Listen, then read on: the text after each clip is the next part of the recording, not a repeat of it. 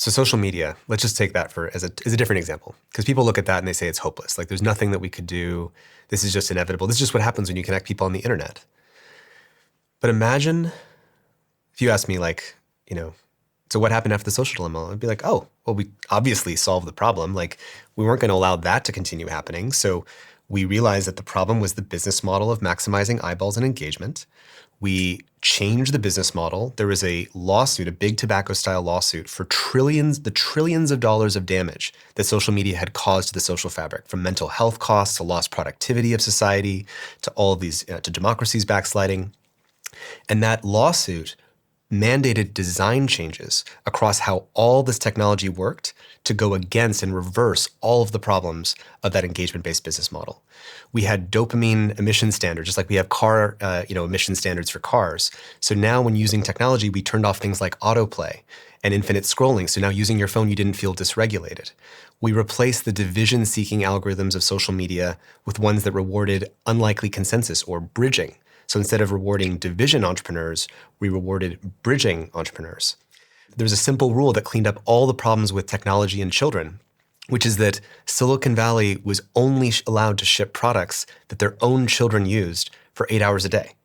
Because today, the people don't let their kids use social media.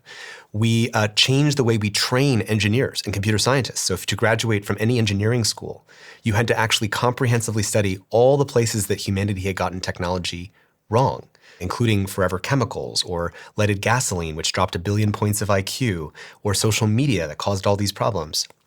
So now we were graduating a whole new generation of responsible technologists, where even to graduate, you had to have a Hippocratic oath, just like they have the white lab coat and the white lab coat ceremony for doctors, where you swear to Hippocratic oath, do no harm.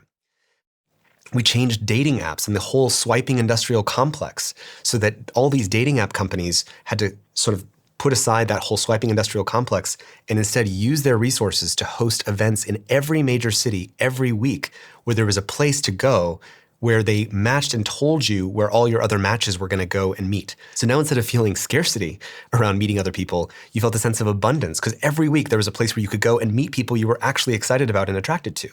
And it turned out that once people were in healthier relationships, about 20% of the polarization online went down.